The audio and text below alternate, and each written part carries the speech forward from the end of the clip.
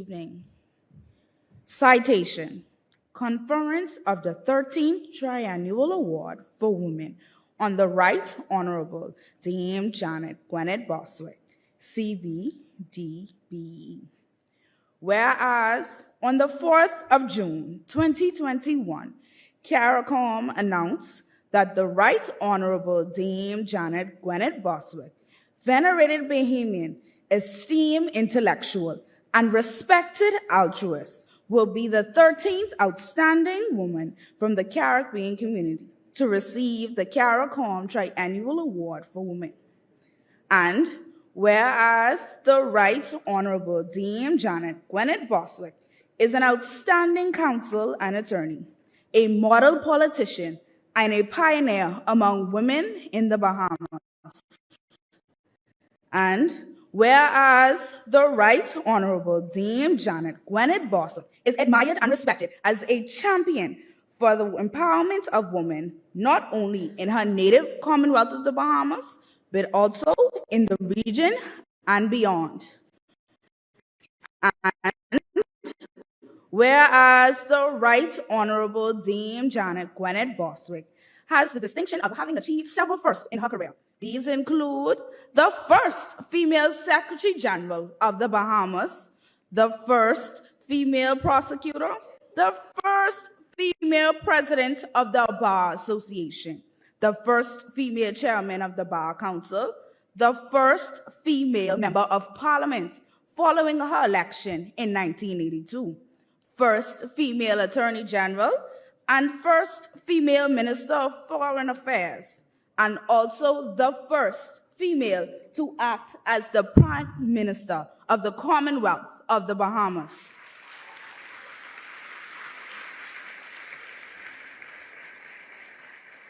And whereas the Right Honorable Dame Janet Gwyneth Bostwick has held the portfolio of the Minister of Social Services, Housing, and National Insurance, and Minister of Justice and Immigration.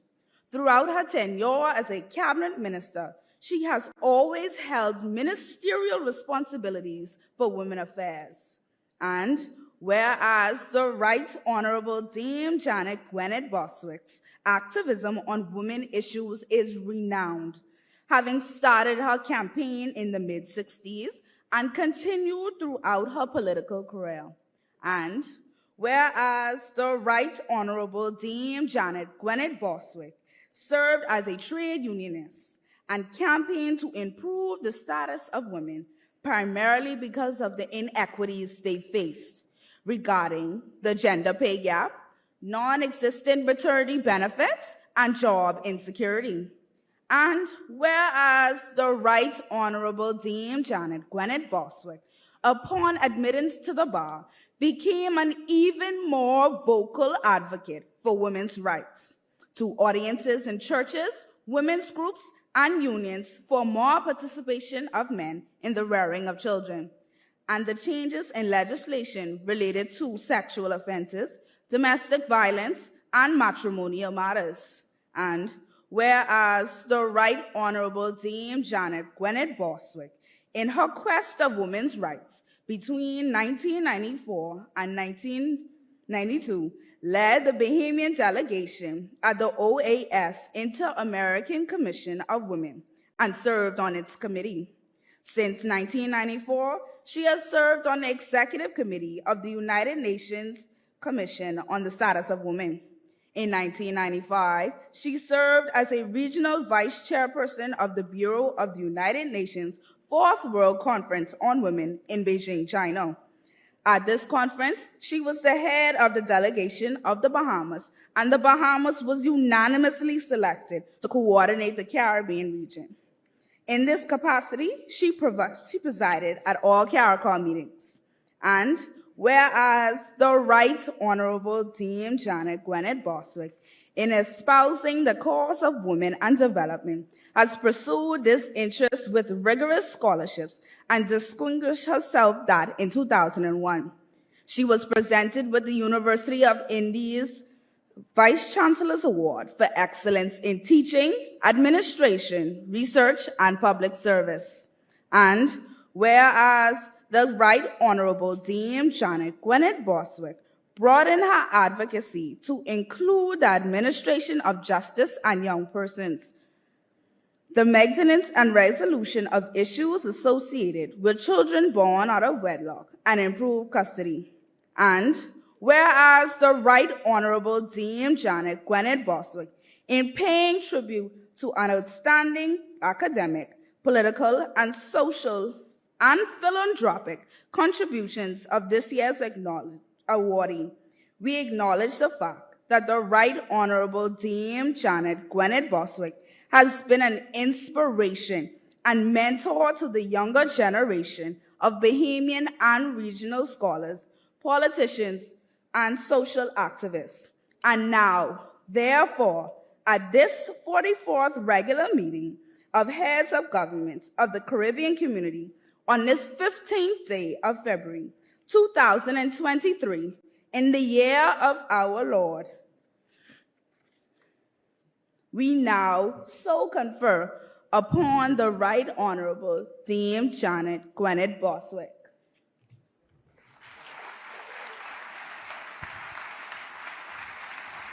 Ladies and gentlemen, please welcome the Honorable Philip Davis, Chairman of the Heads of Government of CARICOM and Prime Minister of the Commonwealth of the Bahamas, who will present the 13th Triennial Award for Women to the Right Honorable Dame Janet Gwyneth Bostwick.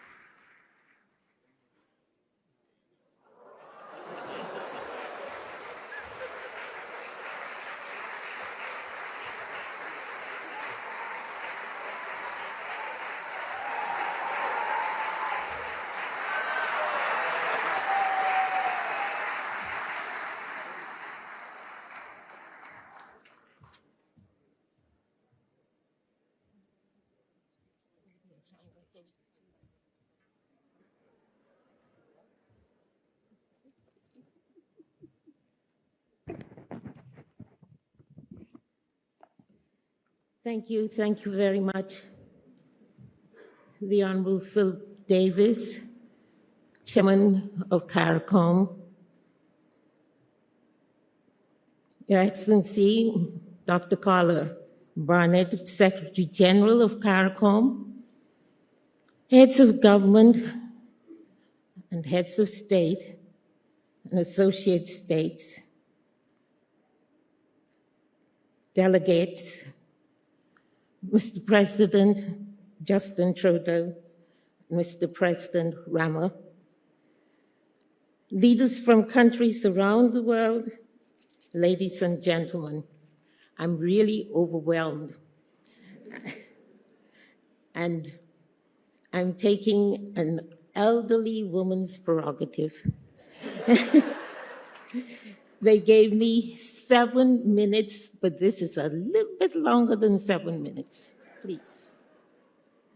From November 1957 and for years afterwards, I sat at my desk on the second floor of the Supreme Court building, Nassau, and I witnessed the Friday morning congregation of women, some of them with their children, outside the magistrate's court below, as they waited for trial of their summonses for maintenance or seeking restraining orders in domestic violence matters.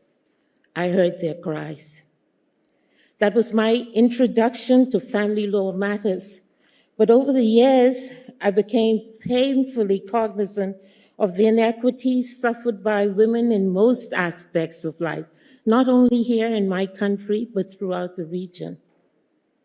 But it was actually at a CPA conference in 1991 in Harare, where I was exposed to women who knew firsthand or had experienced personally unimaginable gender-based violence and atrocities, immolation of widows on the burning pyres of their deceased husbands, female gender mutilation, forced child marriages, deprivation of education or health service, and the list goes on. And it was then that I knew that I had to be a part of that group which sought change and global recognition of men and women as equal partners in every respect.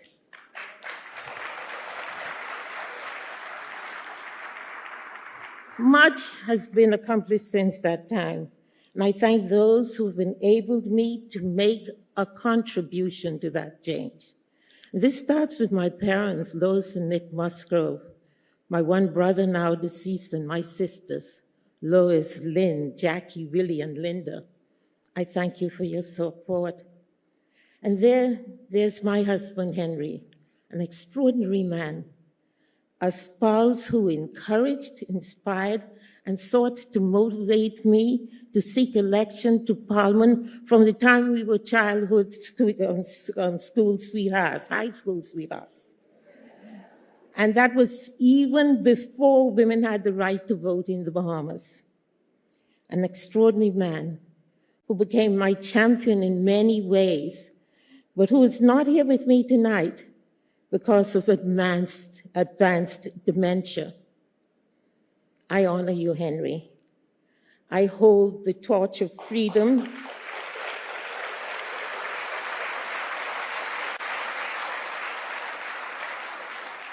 I continue to hold the cause of freedom and good governance for both of us.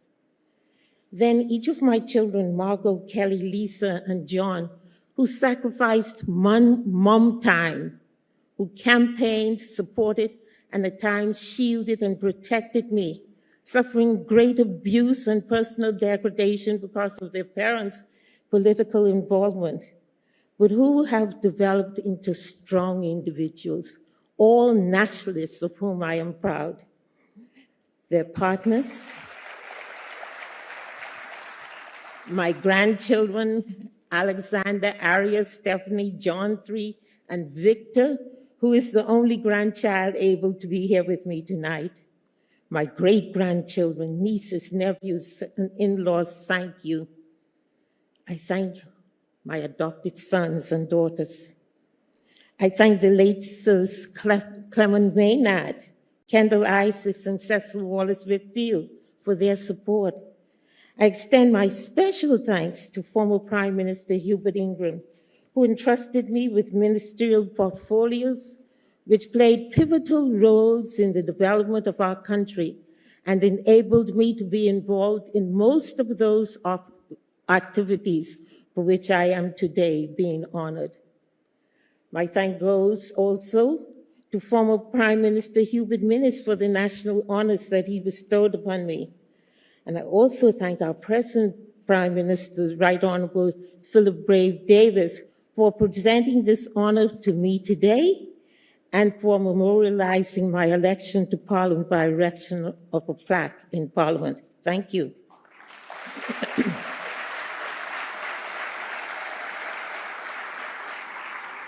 I extend my very special thanks to former Minister Franklin Campbell and Dr. Jacinta Hicks for recommending me for this prestigious award,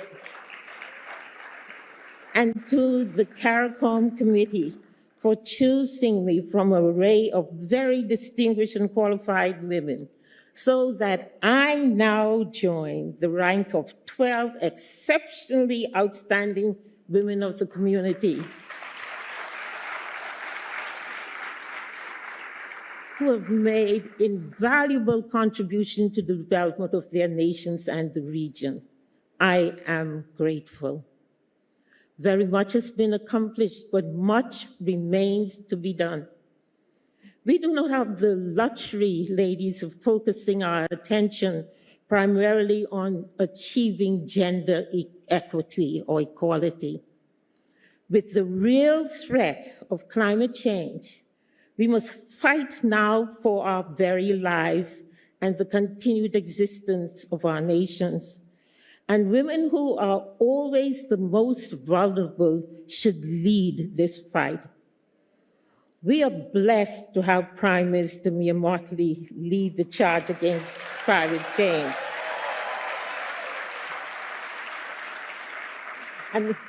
And we're so proud because she is a woman.